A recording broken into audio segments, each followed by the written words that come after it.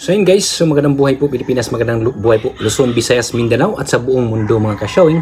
So for today's video mga ka-showing ay ating na namang pag-usapan ang BSKE mga ka-showing, no? Fixed term seating mga ka-showing. So bago natin pag-usapan iyan mga ka-showing, kung bago na po kayo sa aking channel ay huwag niyo sanang kalimutan na mag-subscribe, like, share and comment down below mga ka-showing. Puro makikita po natin at mabasa po natin ang inyong mga komento tungkol po sa ating pag-usapan po ngayon mga ka-showing. So ayan mga ka-showing. So yan mga ka-showing, no? Pag-usapan po natin ang BSKE, no? Mayroon po akong nakalap na balita mga ka-showing, no? Na talagang wala na po talagang eleksyon ngayong December. O wala na pong magaganap na BSKE ngayong December mga ka-showing. Kasi po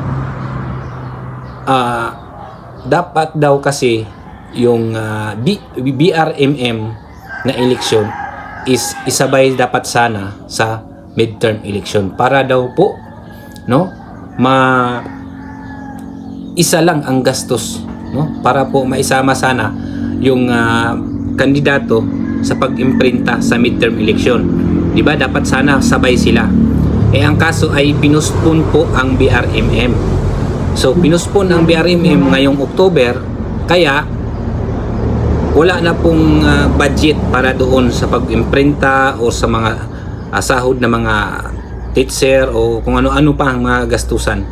Kaya yung budget po sa barangay election ngayong December, yun ang kinuha nila at yun po ang iginasto po sa pag-imprinta or mga kung ano-anong mga gastusan para po sa BRMM na eleksyon ngayong October. So may posibilidad talaga na wala po talagang eleksyon ngayong December mga ka-showing, no? Dahil tatlo po, kung mayroong eleksyon sa December, tatlong eleksyon, no, sa isang taon.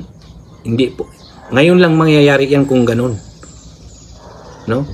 Kaya mahirapan na po sila sa December kasi nag-ready po sila ngayon para sa BRMM sa October. So ano na pang gagawin nila? Alangan nagsabay sila ginagawa ngayon yung midterm, BRMM at barangay. So hindi naman pwedeng ganun, diba? Dapat sana kasi yung BRMM masabay sa midterm election. Ang kaso po ay pinuspon po nila. Pinuspon po nila ngayong October. Kaya another gasto na naman, another gastos pag-imprinta or mga kung ano-anong mga gastusan, no? Kaya ang budget po ng BSKE ngayong 2025 December ay nabawasan at nilagay po doon sa BRMM election mga ka-showing. So yun na nga mga ka-showing, no? Kaya wala pong election ngayong December, no? Sa 2029 na po ang barangay election mga ka-showing, no? Hindi po 2027 kasi may conflict po pag 2027. Kaya may puruhan po talaga at malaki ang tsansa na sa 2029 na po ang barangay election. So wala pong election ngayong December mga ka-showing. Pasensya na po sa lahat ng gustong mayroong election sa December, no? Yung mga gustong may eleksyon po sa December ay pasensya na po dahil wala po talagang eleksyon sa December. At ngayon pong darating na 2029, yun po, doon magaganap ang BSKE mga ka-showing. So, ayan, marami pong salamat po sa inyong lahat mga ka-showing, no? Sana'y naintindihan nyo po ako sa aking sinasabi po ngayon. At comment down below po kayo para mabasa at makita po natin ang inyong komento tungkol po dito mga ka-showing. So ayan, don't forget to like, share, and comment down below mga ka-showing, and don't forget to subscribe. So ayan mga ka-showing, maraming salamat po sa inyong lahat. Thank you for watching.